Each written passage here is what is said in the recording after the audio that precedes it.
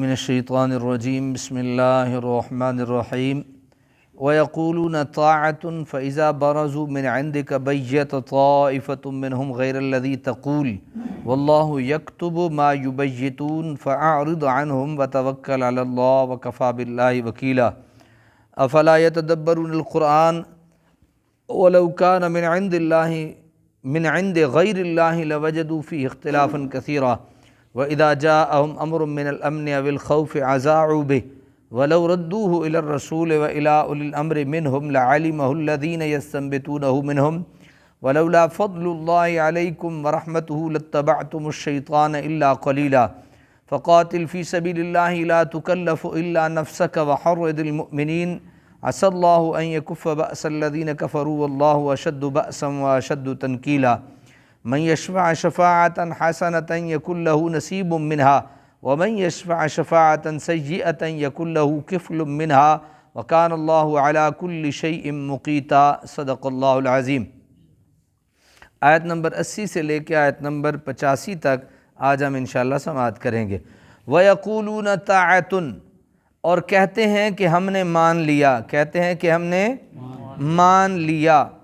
منافقوں کا رویہ یہ ظاہر تھا کہ بظاہر تو اطاعت و تسلیم کا اقرار کرتے اور در پردہ سازشوں کے جال بنا کرتے تھے، یعنی بظاہر وہ کہتے کہ ہم تو اطاعت کرنے والے ہیں، لیکن چھپ چھپ کے وہ سازشیں جو ہے وہ کرتے رہتے تھے۔ فَإِذَا بَرَزُوا مِنْ عِنْدِكَ، اور جب باہر نکلتے ہیں آپ کے پاس سے، بَيَّتَ طَائِفَةٌ مِّنْهُمْ غَيْرَ الَّذِي تَقُولُ، تو رات بھر مشورہ کرتا ہے ایک گروہ ان میں سے اس کے برعکس جو آپ نے فرمایا، یعنی رات کو آپ کے پاس بیٹھتے بھی ہیں اور جب چلے جاتے ہیں تو پھر وہ آپس میں آپ جو فرماتے ہیں اس کے خلاف مشورہ کرتے رہتے ہیں۔ واللہ یکتب ما یبیتون، اور اللہ تعالیٰ لکھ رہا ہے جو وہ راتوں کو سوچا کرتے ہیں۔ اللہ لکھ رہا ہے جو وہ، یہ سوچا پہ ذرا تھوڑی سی توجہ دینی ہے، کرنے سے پہلے سوچ ہوتی ہے، کوئی کام کرنے سے پہلے سوچ ہوتی ہے، اسی سوچ کو نظریہ کہتے ہیں۔ کرنا تو لکھا جا رہا ہے، آج یہ بھی جان لیجئے کرنے سے پہلے سوچنا بھی لکھا جا رہا ہے۔ کسی کو تھپڑ مارنا یہ عمل ہے، کسی کے دل میں دماغ میں بغض، حسد اور منافقت رکھنا یہ سوچ ہے۔ یہ تھپڑ مارنا بھی لکھا جا رہا ہے، وہ سوچنا وہ بھی لکھا جا رہا ہے۔ فَأَعْرِضْ عَنْهُمْ وَتَوَكَّلْ عَلَى اللَّهِ، پس رخ انور موڑ لیجئے ان سے، وَتَوَكَّلْ عَلَى اللَّهِ، اور بھروسہ کیجئے اللہ پر، وَكَفَى بِاللَّهِ وَكِيلًا، اور کافی ہے اللہ تعالیٰ آپ کا کارساز۔ اللہ تعالیٰ آپ کا کارساز کیا ہے؟ کافی ہے۔ چھوڑے نہ کہ آخ دے بس کرن دے جو کچھ کر دے، میں تو لکھ رہے ہیں یہ جو کچھ کرن گے ہو بھی، جو کچھ سوچن گے ہو بھی، سب کچھ لکھیا جا رہا ہے، بس تہاڈا کام ہے انہوں سیدھے راہ تے لانا، تے پھر تسی پریشان نہیں ہونا، پھر میں جانا تے جانا، انہوں میں پھر سیدھے کر سا۔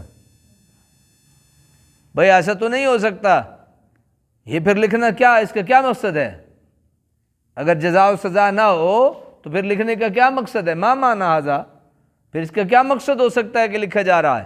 لکھا اس لیے جاتا ہے کہ پھر حساب اس لیے لکھا جاتا ہے کل کوئی مکرے نہیں کل کوئی مکرے نہیں کہ میں تو کچھ لیا ہی نہیں۔ تو جو عقل مند لکھاری ہوتے ہیں وہ ڈیٹ بھی لکھتے ہیں، وقت بھی لکھتے ہیں، پھر سب کچھ۔ تو اللہ تعالیٰ سے زیادہ اور اللہ تعالیٰ کے بھیجے ہوئے فرشتوں سے زیادہ کون ہو سکتا ہے؟ یہ لکھا جا رہا ہے، جو سوچو گے وہ بھی لکھا جا رہا ہے، جو کہو گے وہ بھی لکھا جا رہا ہے، جو کرو گے وہ بھی، سب کچھ لکھا جا رہا ہے بھائی حضرات۔ اور اللہ کے نبی کو فرمایا کہ فَأَعْرِضْ عَنْهُمْ، ان سے ذرا روگردانی کر لیں، منہ موڑ لیں، وَتَوَكَّلْ عَلَى اللَّهِ، اور اللہ پہ کیا کریں؟ بھروسہ کریں، وَكَفَى بِاللَّهِ وَكِيلًا، اور اللہ تعالیٰ کیا ہے؟ کافی ہے کارساز۔ أَفَلَا يَتَدَبَّرُونَ الْقُرْآنَ، تو کیا غور نہیں کرتے قرآن میں؟ سوال، کیا قرآن میں غور نہیں کرتے؟ منافق جن کے طرز عمل اور دوزخی پالیسی کا ذکر چلا آ رہا ہے، وہ سچے دل سے حضور صلی اللہ علیہ وسلم کی رسالت کے قائل تھے، اور نہ ہی قرآن کو کتاب اللہ یقین کرتے تھے، نہ تو اللہ کو، اللہ کے نبی کو رسول مانتے تھے، اور نہ کتاب اللہ کو یقین کرتے تھے اس کو۔ اس لیے تو وہ اس مخمصہ میں گرفتار تھے۔ اللہ تعالیٰ فرماتے ہیں کہ اگر انہوں نے قرآن میں غور و فکر کیا ہوتا تو ان پر عیاں ہو جاتا کہ کسی انسان کا نہیں بلکہ یہ رب العزت کا کلام ہے، کسی انسان کا نہیں، یہ رب العزت کا کلام ہے۔ اس طرح وہ اس تذبذب سے نجات حاصل کر لیتے۔ پھر فرمایا وَلَوْ كَانَ مِنْ عِنْدِ غَيْرِ اللَّهِ، اور اگر اتنا بھی نہیں سمجھتے کہ اگر وہ غیر اللہ کی طرف سے بھیجا گیا ہوتا لَوَجَدُوا فِيهِ اخْتِلَافًا كَثِيرًا، تو ضرور پاتے اس میں اختلاف کثیر۔ اس میں کیا پاتے؟ اختلاف کثیر۔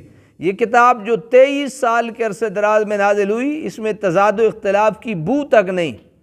یہ وہ ہنگامہ خیز اور پرآشوب عرصہ ہے جس میں داعی اسلام، اس کے ماننے والوں اور خود اس دعوت کو شدید قسم کے مختلف مرحلوں سے گزرنا پڑا۔ 23 سال کا ایک بڑا عرصہ اور بڑا عجیب و غریب سا رہا۔ ظلم و ستم کے پہاڑ بھی توڑے گئے، عقیدت و محبت کے پھول بھی برسائے گئے، ایسے حالات بھی رونما ہوئے کہ ظاہر بین نگاہوں کو یقین ہونے لگا کہ چراغ حق ابھی بجھا چاہتا ہے، اور ایسا دور بھی آیا کہ اس چراغ کو پھونکے مار مار کر بجھانے والے پروانہ وارث پر تصدق ہونے لگے۔ دونوں زمانے بہونے بس ختم بس مکے ہی، لیکن بعض ایسے کہ وہ انہوں نے اپنی آنکھوں سے دیکھا، اس کو بجھانے کی ساری کوششیں کی گئیں لیکن اس کو بجھا نہ پائے، بلکہ اس پہ اور فارفتہ ہو گئے اور اس پہ مرنے لگے۔ سمجھ آ گئی؟ صلح بھی اور جنگ بھی، فتح بھی اور پسپائی بھی، خوف بھی اور امن بھی، ہر قسم کے حالات روح پذیر ہوئے۔ ان گوناگوں اور بو کلموں ادوار میں ایک کتاب نازل ہوتی ہے اور اس میں ایک ایسی آیت کی بھی نشاندہی نہیں کی جا سکتی جس سے اسلام کے اصولوں میں تضاد کا شائبہ تک ہو۔ علامہ بیضاوی نے ایک جملہ میں سب کچھ بیان کر کے رکھ دیا، من تناقض المعنی وتفاوت النظم، یعنی اس کی کوئی ایک آیت نہ معنوی لحاظ سے دوسری آیت کے خلاف ہے، نہ فصاحت و بلاغت کے اعتبار سے کوئی حصہ دوسرے حصے سے فروتر ہے، نہ معنوی لحاظ سے، نہ لفظی لحاظ سے، نہ فصاحت و بلاغت کے لحاظ سے۔ جناب کمال ہی کمال ہے، معنی اور حقائق کا سمندر ہے جس کی لہروں میں آویزش نہیں، جس کی ہر موج ہر قطرہ کل کا رنگ و بو لیے ہے۔ اس سے بڑھ کر اس کے کلام الہی ہونے کی اور کیا دلیل ہو سکتی ہے؟ وَلَوْ رَدُّوا إِلَى الرَّسُولِ، اور اگر لوٹا دیتے اسے رسول صلی اللہ علیہ وسلم کریم کی طرف، وَإِلَىٰ أُولِي الْأَمْرِ، اور با اقتدار لوگوں کی طرف، مِنْهُمْ اپنی جماعت سے، لَعَلِمَهُ تو جان لیتے اس خبر کی حقیقت کو، الَّذِينَ يَسْتَنبِطُونَهُ مِنْهُمْ کہ وہ لوگ خبر کو کی حقیقت کو وہ لوگ جو نتیجہ اخذ کر سکتے ہیں بات کا ان میں سے۔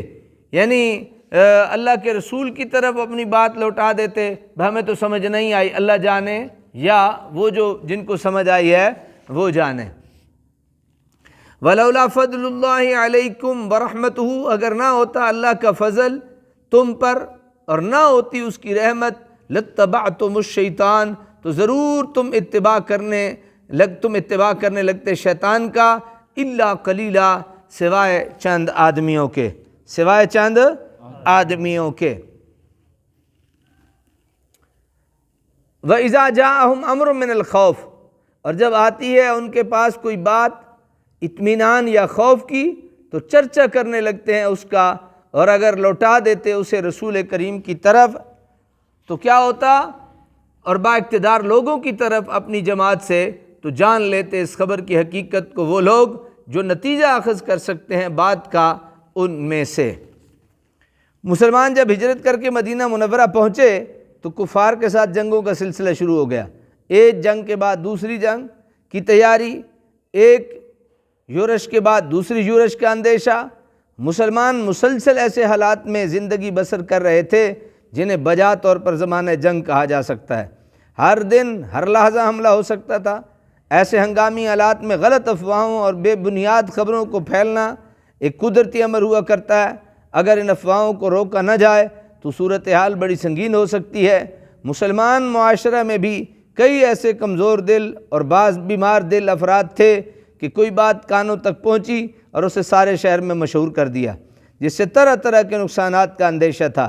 اس لیے اس سے روک دیا گیا اور ہدایت کر دی گئی کہ اگر ایسی کوئی بات ہو تو بارگاہ رسالت میں عرض کرو، یا تم میں جو صاحب عقل و دانش ہیں وہ اس کی جانچ پڑتال کرنے کے بعد اس کے متعلق مناسب اقدام کریں۔ جب عام دنیاوی اور سیاسی امور میں عوام کو ان چیزوں میں دخل اندازی اور خود سری سے روک دیا گیا تو آپ خود سوچیں کہ امور دینیا میں یہ بد نظمی کب برداشت کی جا سکتی ہے کہ ہر کہو میں مفتی بنا پھرے اور قرآن و سنت کو اپنی رائے سے ہم آنگ کرتا رہے۔ مسلمانوں کا فرض ہے کہ حرص و ہوا کے بندوں کی تقلید نہ شروع کر دیا کریں اور دینی امور میں فقط ان علماء کی طرف متوجہ ہوں جن کا علم و فضل، زہد و تقوی اور دینی بصیرت مسلمہ اور جن کی سیرت بے داغ ہو۔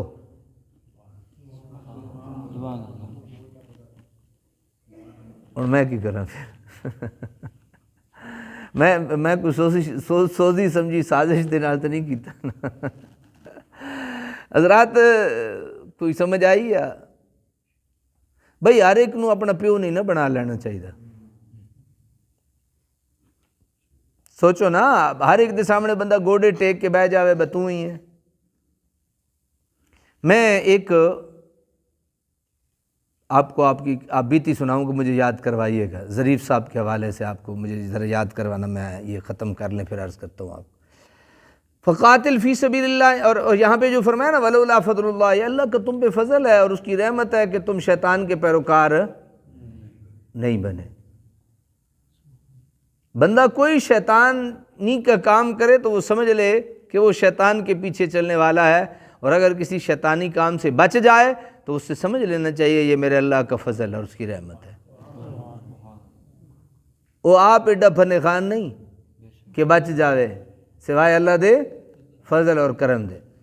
فقاتل فی سبیل اللہ لا تکلف الا نفسک وحرض المؤمنین، تو اے محبوب جہاد کرو اللہ کی راہ میں، لا تکلف الا نفسک، نہ تکلیف دی جائے گی آپ کو سوائے اپنی ذات کے، وحرض المؤمنین، اور ابھاریں آپ ایمان والوں کو جہاد پر، خود بھی کریں اور ایمان والوں کو بھی جہاد پر ابھاریں۔ اللہ تعالیٰ اپنے رسول کریم کو حکم دے رہے ہیں کہ جب باطل حق سے برسر پیکار ہو تو آگے بڑھو، خواہ آپ تنہا ہی کیوں نہ ہو۔ چنانچہ حضور کریم کے الفاظ اسی حکم کی تعمیل معلوم ہوتے ہیں، واللہ لأقاتلنہم حتی تنفردا سألفتی، یعنی بخدا میں کفار سے ضرور لڑوں گا خواہ میری گردن جدا ہی ہو جائے۔ اس سے یہ بھی معلوم ہوا کہ اگر کسی کار خیر میں اس کا کوئی معاون بھی نہ ہو تو اسے اکیلے اس کام کو شروع کر دینا چاہیے، ساتھیوں کا نہ ہونا کوئی عذر۔ ساگر صاحب، ساتھیوں کا نہ ہونا کوئی عذر نہیں ہے، اسے شروع کر دینا چاہیے، اکیلا ہی ہو۔ وہ کہا تھا نا کسی نے، میں تو تنہا ہی چلا تھا سامان سفر لے کر، مگر لوگ ساتھ ملتے گئے کارواں بنتا گیا، لوگ ساتھ ملتے گئے کارواں بنتا گیا۔ تو حضرات کارواں یوں ہی نہیں بنا کرتے۔ وہ ہمارے ایک دوست ہیں یہاں تشریف لاتے ہیں، ڈاکٹر حبیب اللہ صاحب، تو ان سے کبھی کبھی ہم کہہ دیتے ہیں حضرات جناب عوام یہ وہ، تو وہ کہتے ہیں کب نکلو گے عوام کے چکروں سے؟ ہم کہہ دیتے ہیں جی بندے فلاں جگہ تے تھوڑے ہوندے ہیں، چلو فلاں جگہ تے نہیں، فلاں جگہ تے درس رکھ لینے ہیں۔ ہمارے الکرم فرینڈز کی ایک ہم نے اللہ کے فضل و احسان سے قرآن سے ہی محبت کی ہوئی ہے، تو ہم کہیں نا فلاں مسجد میں ذرا نمازی تھوڑے ہوتے، تو وہ کہتے ہیں یار کدوں تسی نکلنا ہے، اسی ہوکا دینا ہے، اسی اعلان کرنا ہے، اسی اپنی ڈیوٹی دینی ہے۔ ہاں ہماری ڈیوٹی ہے نا سنانا، وہاں آپ کی ڈیوٹی ہے سننا۔ ہماری ڈیوٹی کیا ہے؟ سنانا۔ آپ کی ڈیوٹی کیا ہے؟ سننا۔ تو پھر اپنی اپنی سارے دیو۔ کوئی کچھ کہنا چاہتا ہے؟ اچھا جی، عسى اللہ ان یکف بأس الذین کفروا، عجب نہیں کہ اللہ تعالیٰ روک دے زور ان لوگوں کا جو کفر کر رہے ہیں، واللہ اشد بأسا واشد تنکیلا، اور اللہ تعالیٰ کی گرفت بہت سخت ہے، نیز وہ سزا دینے میں بھی بہت سخت ہے۔ من یشفع، جو کرے گا سفارش اچھی، حسنہ اچھی، یکن لہ نصیب منہا، اس کا حصہ اس میں ہے، ومن یشفع شفاعتاً، اور جو کرے گا سفارش بری، یکن لہ کفل، تو ہوگا اس کے لیے بوجھ، منہا اس میں، وکان اللہ علی کل شیء مقیتا، اللہ تعالیٰ ہر چیز پر کیا ہے؟ قدرت رکھنے والا ہے۔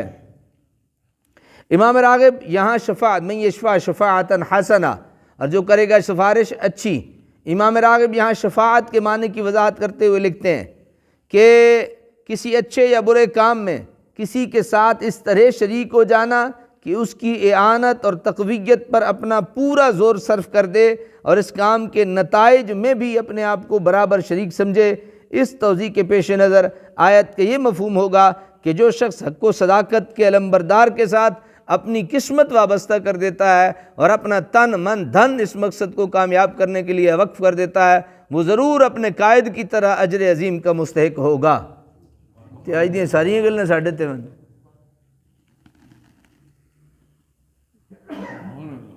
اے بابے والے پاسے میری توجہ گھٹ ہوندی ہے، اے برکت آستے ہیں سارے۔ میں نے آپ پہ جو ہے میری پوری توجہ ہے، آپ چند دوستوں پہ، یہ جو رائٹ ہینڈ ہے میرے، یہ ذہن میں رکھیے گا، کہیں یہ نہ ہوئے نظر میں رہیں، کسی نظر تو نکل ہی نہ جاؤ، پھر میں اس پاسے منہ کر لینے۔ یہ دعا دینے والے ہیں نا حضرات سارے، بابوں کا کام کیا ہوتا ہے؟ دعا دینا، لیکن ساری باتیں یہی ہیں۔ پھر اس کو میں ایک دفعہ پڑھ لیتا ہوں آپ کی توجہ کے لیے، انشاءاللہ آپ کو کیا آئے گا؟ لطف آئے گا۔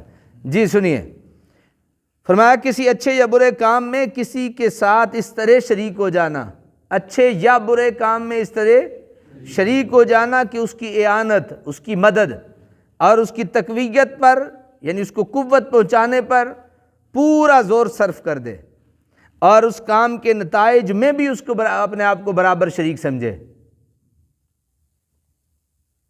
سمجھ آ گئی؟ تو اس توضیح کے پیش نظر آیت کا یہ مفہوم ہوگا کہ جو شخص حق و صداقت کے علمبردار کے ساتھ اپنی قسمت وابستہ کر دیتا ہے تو اپنا تن من دھن اس مقصد کو کامیاب کرنے کے لیے وقف کر دیتا ہے، وہ ضرور اپنے قائد کی طرح اجر عظیم کا مستحق ہوگا۔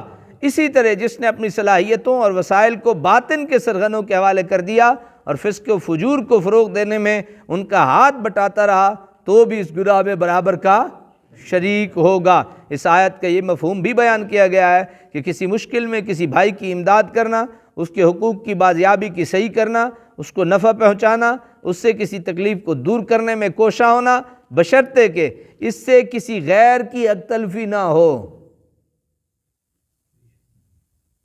کسی غیر کی حق تلفی نہ ہو تو یہ اچھی سفارش ہے، یہ اچھی سفارش ہے اور اس پر سفارش کرنے والے کو اجر ملے گا۔